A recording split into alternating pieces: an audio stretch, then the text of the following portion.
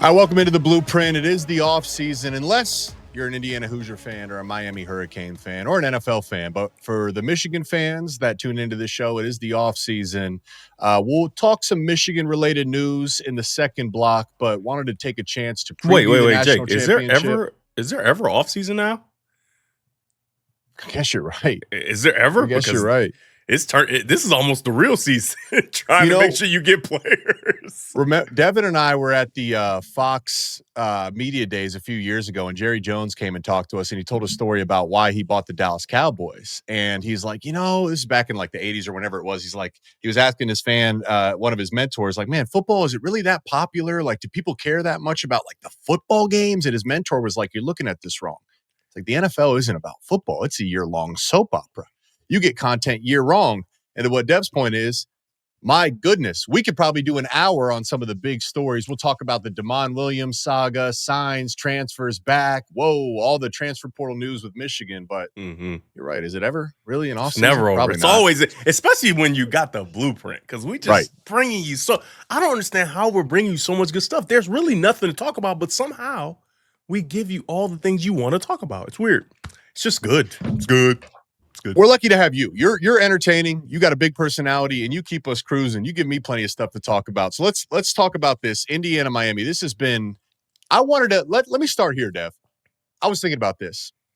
I think Indiana has reached like the pinnacle. They're a truly great team, and the reason why I think that is because at first they were a good story. Everybody was rooting for them. Probably Hurricane fans were rooting for them, but now they've been dominating teams so badly. Not they're just being teams. accused of cheating. Oh, really? That's how you know you made it. That Miami fans and Oregon fans and Alabama fans are saying they're cheating. They're hijacking the transfer portal. They're just it's off their rockers. This is Indiana. They should not be able to do this. Indiana. What? Who knew Mark Cuban even went to Indiana? How is he going to give them money? Are they just that good? What's been your sweeping takeaway? Oh, they are from the certainly that good. And you know what's so crazy? Everybody that's been watching the show, and even if you're late to the party, right? I'm sure you maybe went back and watched a few episodes, and you know that on this show we've talked about the process. And in the early, everybody's kind of looking at us and kind of maybe not laughing, but they were almost frowning at us like, why are you so hard on him? Like, why is this blah, blah, blah, blah? Well, he did good, right? This is a good play. Oh, the coach, he's fine. All these different things, right? And then all this stuff starts to trickle down. And now everybody's like, oh, well, maybe the blueprint was just trying to foreshadow things and let us know, like, yeah, this is not good enough, right? Mm-hmm. And then when you have Indiana, that is literally the embodiment of what we've been talking about. And now you got interviews of Cignetti giving the blueprint, telling us exactly that is the blueprint. Yeah, these guys, they can have fun, but me as the coach, as the leader, I got to always get them ready, right? It's about the process. I don't care that it was a completion. I don't care that it was a touchdown. It's about the process. And the thing is that personality permeates throughout the entire staff, all the way to the strength coach. That attitude is what is making them so amazing, because you look at their roster, and yes, they have some talented players. We're not going to go off of just because they don't have any 5 stars and only like 3 or 4 4 stars, because we know that when you develop, you are who you are once you developed, right? Obviously, some people get a head start with development, but when you finally develop and you're grown up and you understand what's expected of you, we need to look at it like that. So they have good players, but they're not great players like a lot of the other teams have, even with all that development. But that belief and that commitment, and commitment is a very strong word, like that commitment to the process. Everybody says they're committed to the process, but if you have a positive play that didn't align with the process, then you're not committed to the process, and you're okay with it. Because for Indiana, they do have times where they have success, and maybe it wasn't how the process is supposed to be done, but that's just how it happens in real life. But the difference is we're not throwing parties even for things that went along the process and we had success. And we certainly are not throwing parties for a positive result where the process was all screwed up.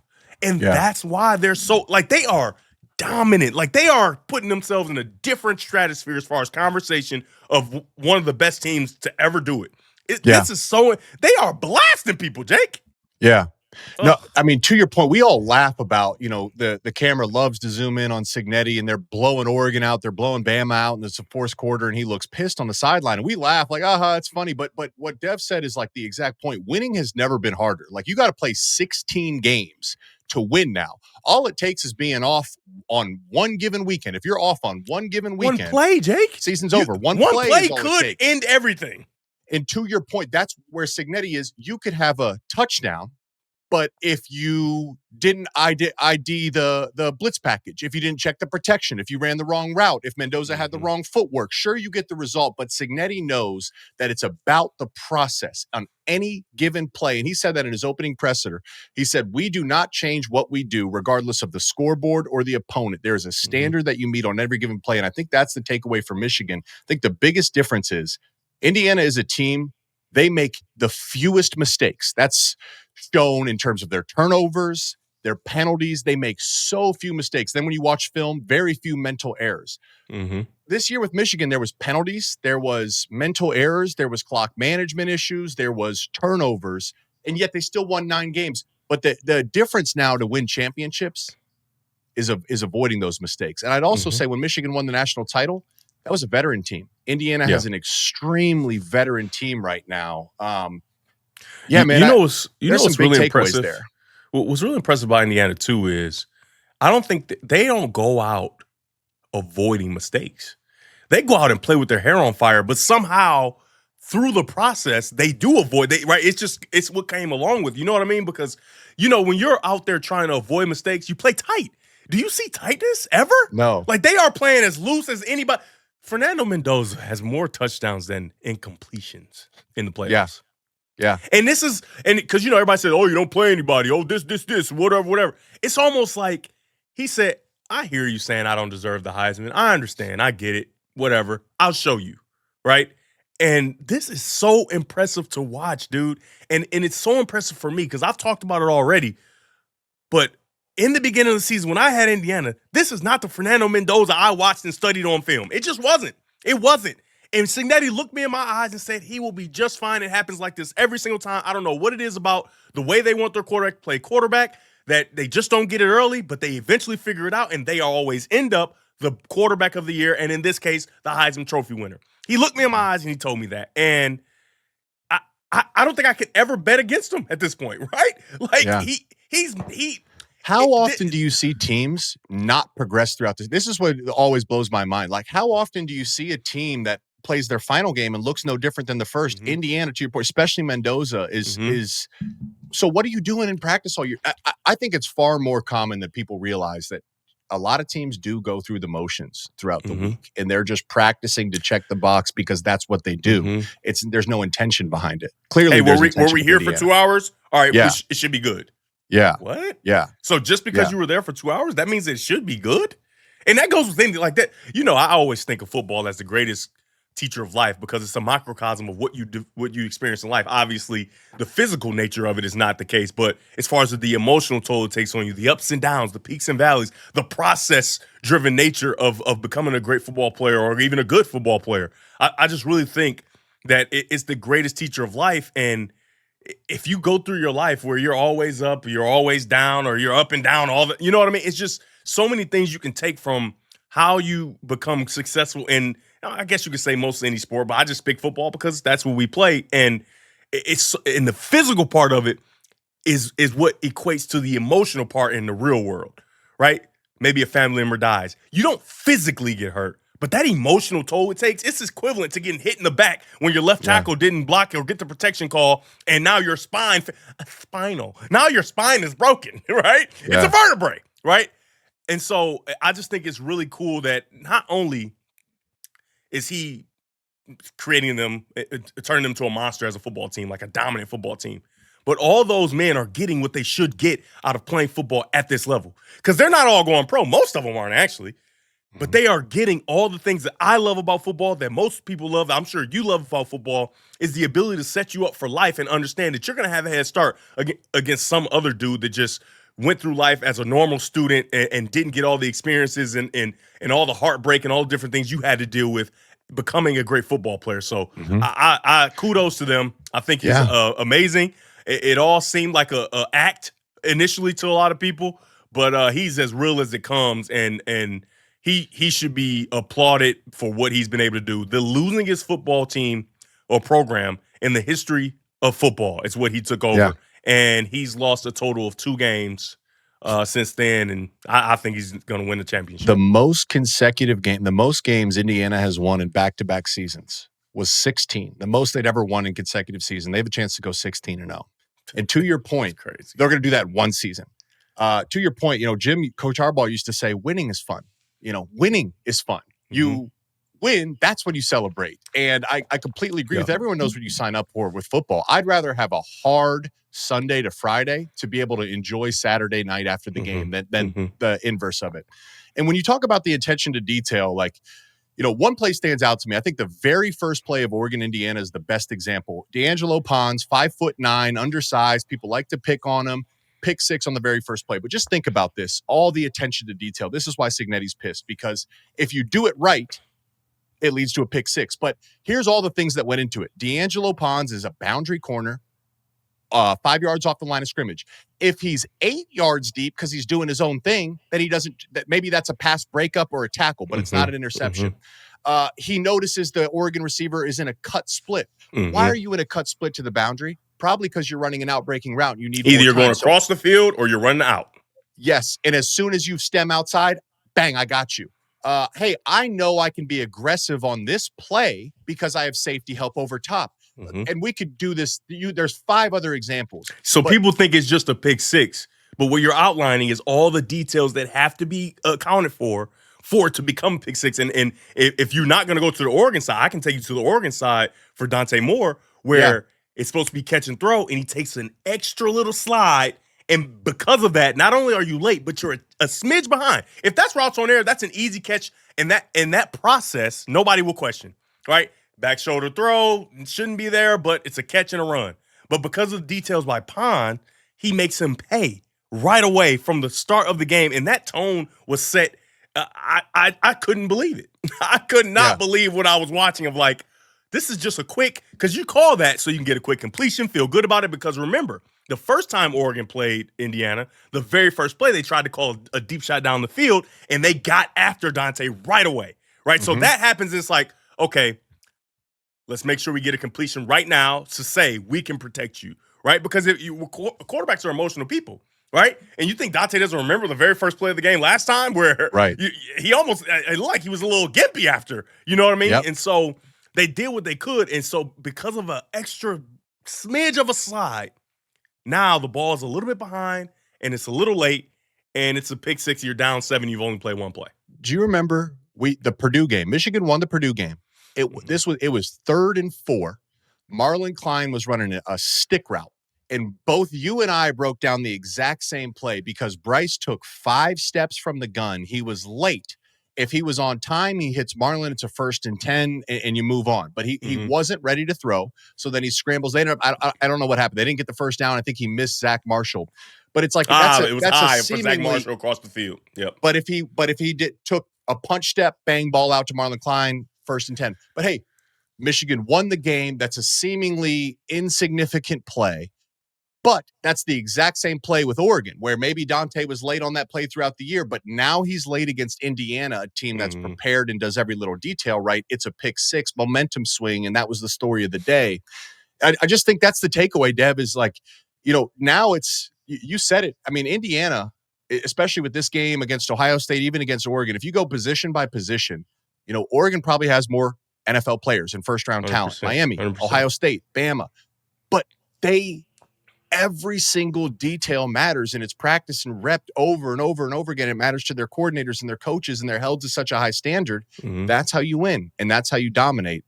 And I know Michigan's capable of that, but I think that's probably the big takeaway 100%. For Michigan. Yeah. The huge takeaway is, and judging because of the coaching hire, this should be something that goes without saying, process. Yeah. Process. Yeah. Regardless of the result, regardless of how other people feel, regardless of what the outside noise says, process. Now, this outside noise here at the Blueprint It's pretty accurate outside noise is all I'm saying. Right? We study the film at a level that people just aren't doing because they don't have the time. Me, got a lot of free time. Jake, he did just get married, but he don't have any kids. So we got time right. to really dive into the film and give you guys an adequate view. And now, it's a lot of it's still opinion, yeah, but our opinions have been spot on. Oh my goodness. We're back. Are we back 1,000? I don't think we've missed once. Just about. And so, and obviously that's why you all are here, and that's why you trust us. But it's. I think that Michigan should move into that realm of it's about the process, and it starts in spring ball. And as we always talk about, the quarterback is the most important, right? Because I'm in all honesty, he had the details that were not as adequate, right? Obviously, some other guys, offensive linemen sometimes, a receiver here or there, some defensive players. We don't cover a whole bunch of defense, but when you just watch the game, it's clear, okay, some of the details maybe aren't there as much as they should be. But we know for the quarterback, the details were not there. And it was a lot of results driven rather than process driven. And that has to be flipped instantaneously. I'm talking about right now. If they're having meetings, or if I will hope he's in the building every day from here till Ohio State. Honestly, I'm gonna be completely honest. I hope he's in the building right now to Ohio State. There's no vacation. There's no going home. Now, if you want to, you're making some money. If you want to fly everybody, the guys that you think you're gonna be throwing to, and go do one of those little retreat things, I'm fine with that. But there should not be a moment in time where you're not preparing to be the best possible quarterback that you can possibly be. And because he's so young, and that might not be his foresight right away, right? I think somebody has to tell him, as far as coaches, right? They need to make sure, hey, obviously we have a certain amount of time we can do things, but it needs to be made clear that if there's 24 hours in a day, you sleep for 8, 12 hours, you can eat for 2, you need to be 7 hours at least, right? Diligently working on the things you need to work on to be the best possible quarterback. And I think that is something that they will do, because there's a lot of chips on the table, man. Right? Michigan That's trusted what it takes. Michigan trusted in this new coach who was retired and not retired, and all these different things. And so I think he'll feel the pressure of, I need to make sure this is done correctly. Right? This isn't Utah. I'm sorry. It's just not. It's not a regular program. The expectations are extremely high. National championship 2 years ago. Last year, or 3 years ago now, it seems like. National 9 wins last year, and we think it wasn't that great. Like, I mean, how they did that, right? Yeah. Well, this year coming up, the schedule is going to be a lot more difficult, right? A lot more difficult, and so I just feel like the coaches feel that, they know that, and they will leave. They should leave. I can't say will, because I don't know them personally, but I think they should leave no stone unturned in the pursuit of making sure their quarterback understands the magnitude of the position that he holds, and that he improves drastically. But because you would think it wouldn't need to be as drastic, but because of the length of the season and the lack of improvement, now it has to be drastic, right? Because now you're in year 2, you played the entire season. This wasn't, hey, you subbed in late in the season because somebody got hurt or anything like that. You're day one starter, and from day one to Thanksgiving weekend, or even the bowl game, there's been no real, you can see there's not a bunch of improvement, right? And so that just has to happen. It has to happen. And as much as it's up to Bryce, it certainly is, I think it's up to the coaches, right? They have to figure out what makes him tick, understand him, and like I outlined in our previous episode, I think that they have the right guys as far as the 2 offensive guys I spoke about to do that, right? And that's outside of the structure that Whittingham will provide. Yeah. And pave that path, because I know Bryce, and I know this was widely reported that Bryce, he lived in the building. He loved to be there till 11, 12 at night. But if you're not walking on the right path, then you're not making progress. So it's on the coaches. You're exactly right to pave that correct path. Because he doesn't know. He doesn't know what he doesn't know. He doesn't know. He hasn't played at this level. He doesn't know what it actually takes, right? He played high school football in Michigan, which we all know high school football in Michigan isn't great, right? It's not and Big Ten. he was very talented. He did all the things he needed to do physically to become a monster. Right? Now it's your turn, coaches. You got to make sure that he understands the process and how he should attack it. Then once he understands, then you can cut him loose. And then being in the building at 12 o'clock at night, that means something now. Because right now, you're just wasting time. I remember I'm here in Chicago, and Caleb Williams said this offseason, he's like, yeah, man, no one told me how to watch film, and everybody was ripping on him. And I was like, no, like, that's a very real thing. Like, you need to be on the same page with your coordinator, coach, offense. And in comes Ben Johnson, and all of a sudden, look at the Bears. They just won a playoff game. They're rolling. So we mentioned a bunch of great stuff. We're going to talk in the next segment here about a player's perspective. What is it like for a coaching change? What can we expect in spring ball and some more wider NCAA news? That's on the other side of the break. But Dev brought up a great point. We'll close on this, that what worked at Utah does not work at Michigan. And Whittingham said that Urban Meyer called him and said, man, Urban Meyer said, you have to take this job, but understand this, you will never be pushed harder by that fan base and that university and that program because expectations are sky high. That's why the details matter. So that's a great segment. We'll step aside for our first break. While you guys are on the break, hit that like button, that subscribe button, and that share button with your friends. On the other side, 11 plus thousand, Jake. Playing days. Let's roll, baby. 11 plus thousand. Let's go. All right, we're back on the Blueprint, and this is probably one of the fan favorite segments, I'd say, when Dev and I get to lean on our own experience. So both of us went through a coaching change. Dev was recruited by Rich Rod, played a year with him, and then was there for the transition to Brady. I was recruited by Brady, 2 years with Brady, was there for the transition with Jim Harbaugh. So Dev, I wanted to go back and I'll start with the first team meeting from Brady to Jim. And it goes back to what you're saying of winning is fun. And I think a healthy amount of fear, certainly respect, is beneficial, especially when you're trying to hold a team to a winning standard. And what Brady Hoke used to do with team meetings is when Brady would enter the team room, everyone would cheer. We'd go, hey, hey, and we'd all cheer, and it'd be a fun way to start the meeting. And then we'd say beat, and we'd all say Ohio at the end of the meeting. That's how you entered and closed. So Jim gets hired. We're all, it's going to be the first team meeting. We're all sitting there, and you could hear a pin drop. People were scared, nervous. We didn't know, should we cheer or not? Meeting was scheduled for like 1 p.m. At like 1:04, the door swings open. We all like get shocked and sit up straight. Colonel Minnick walks in, which was Jim's like right-hand man. And Colonel Minnick walks in and he said, hey, listen, guys, I'm Colonel Minnick. I know you guys used to cheer when Brady Hoke walked in the room. We're going to be doing none of that. Jim Harbaugh doesn't want you to cheer for him. We cheer when we win. Okay? When you're expected to sit up straight, have your notepads ready, pay attention. We cheer when we win. And that's always stuck out with me of immediately setting the tempo. So Jim walks in and delivers just like a great opening speech, sets the standard, says exactly that. Winning is the standard. Winning is the expectation. You'll be held to that on a day-to-day basis. Everything was about competition. Everything was tracked. He graded every player if you were the best player or the worst player. You knew if you're the number one player on the team or the worst player on the team. Some people's feelings were hurt. I love it. And then he went through, there's just like psychological things here too. He went through with Brady. You used to have, you weren't allowed to wear cleats in the building. You had to walk out to the practice field and then put your all those cleats on stupid ass rules. My stupid goodness. rules.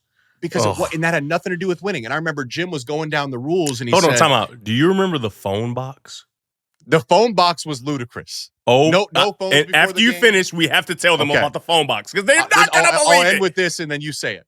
Brady you had to walk out on the field and then put on your shoes. And it was for respect, but we're about winning. So Jim's going down the list and he says, no cleats in the building. And he looks up and he looks, no cleats in the building. And he exit off. He said, we're in the cleat wearing business. We'll get new carpet if we need to. And like little things like that. People got in the doghouse for that cleat stuff. That cleat thing, people got in the doghouse for that. You could be on punishment if you had strikes. It was nuts. But right away, Jim shifted the mindset to, very simply, everything is about winning and being the best you possibly can. From the minute he walked in here, it was clear what the standard was. That's what I took away from the coaching change. But tell him about the phone box because that was insane.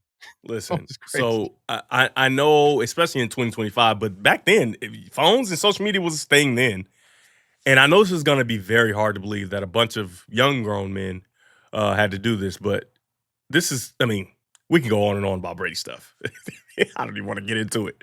But he had a box built. He used money instead of using money for new carpet, if we mess it up because of our cleats, he had a box built with phone slots and your name on it for every person on the team. And it wasn't outside the meeting room, ladies and gentlemen. No. It wasn't at the top of the ramp before you get into like where the offices are. No. He had it at the door of the building. So if he saw you in the building and it wasn't a phone in there in your name slot, You're in the doghouse. You're gonna have punishment now. Now you got to do 6 a.m., 5 a.m.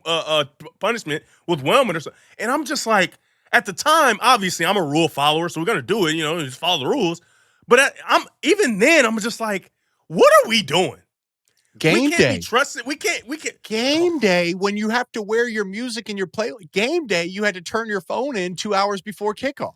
No, Game everybody's day. process, we talk about process, everybody's game process is completely ruined because some people have different motivational videos they watch or listen to, just music to get them hyped, music to calm them down. It's a lot of different things you do, and it's strategic, accustomed to you on how you want to go about getting ready for the game. And everybody in sports knows you don't mess with that, period. Now, some people are a little more superstitious than others. I remember Jake Ryan, when he hurt his knee and he had to wear that. He used to wear the band around that patella band. He used to wear the armband on his patella deal. And when he hurt his knee, I forgot what it was. It was like a thing where he pulls it up over that because that's what he always did. So he has to do that. Like, it's no other option. He has to do it. And he essentially said, nobody cares about any of your process because I want to have this control over your phones in this box.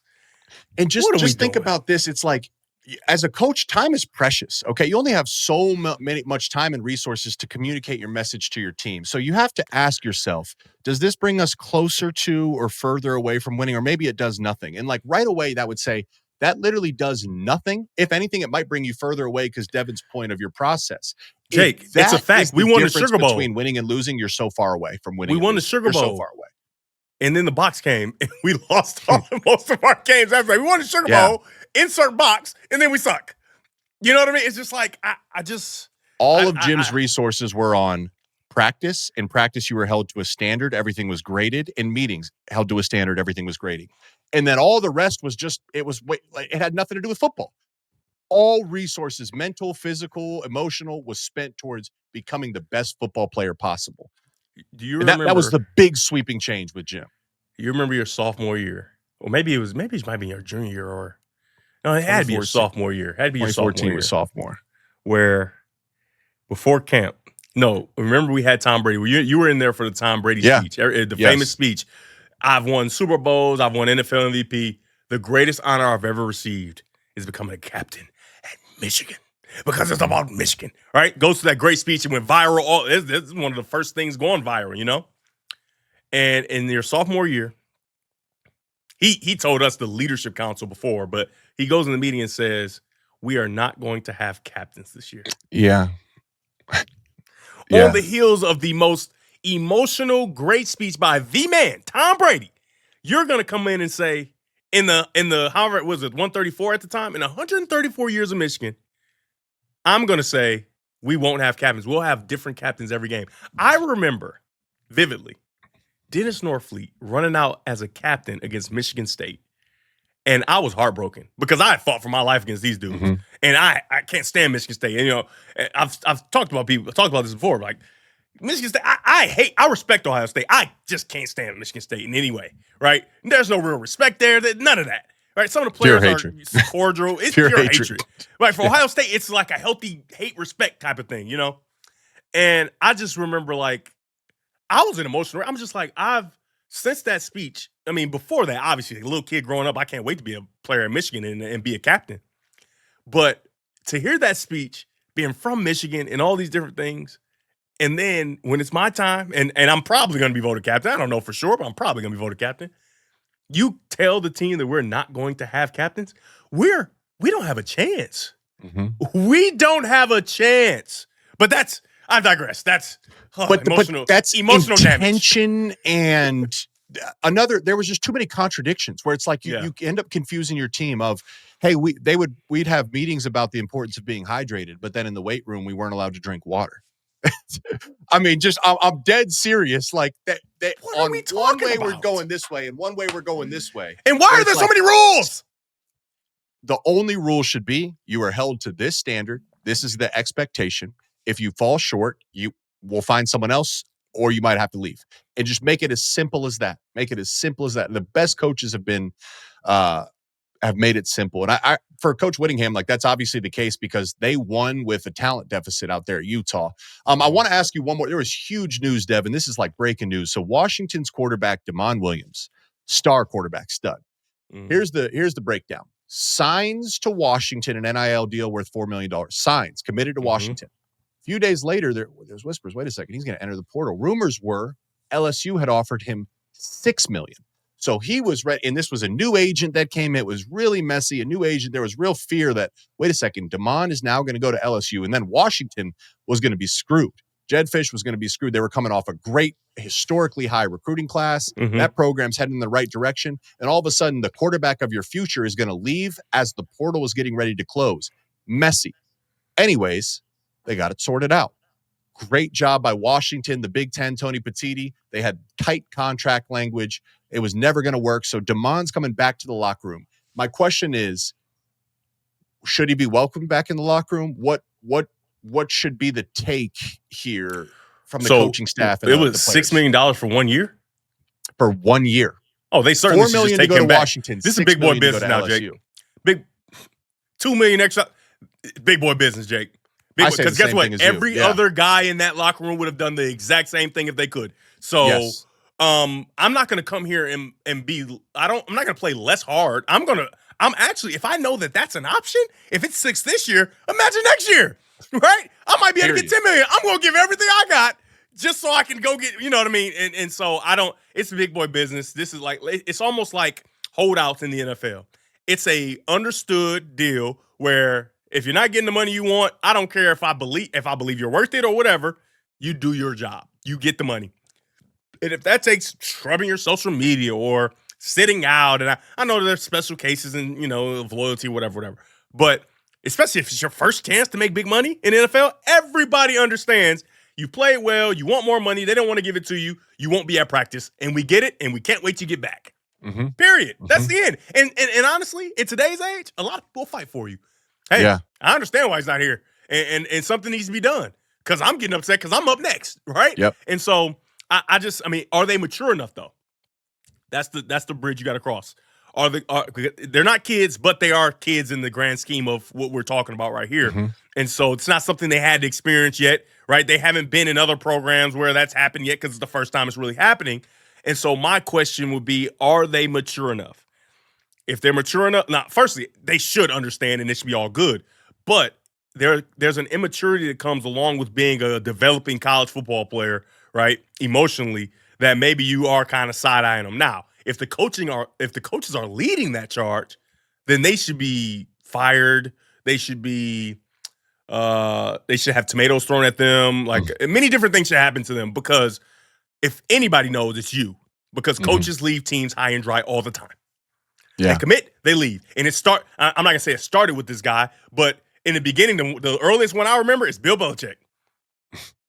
Bill Belichick, early, was he supposed to be the head coach of who? Who's he supposed to be the head coach of? The Giants, right? Was it? Giants, right? And I think he had already done the press conference, all that, whatever it was, and then just pulled the rug right from under him, right? So it's a business, and maybe you can say, oh, that's messed up. Well, it's the business. It is what it is. So when you get into a business with this kind of money, and these kind of transactions, you cannot have these emotional reactions to different things. And not saying they are, but the coaches should be setting the tone first of, hey, thought we lost him, he's here, and let's roll, right? Yeah. Nobody should have any hard feelings because guess what?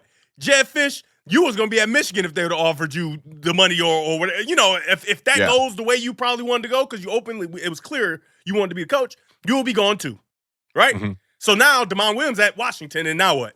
I'm just at Washington. My coach is gone. Now, could he jump in the portal and follow you? Of course. But you know what I mean. No, actually he can't, right?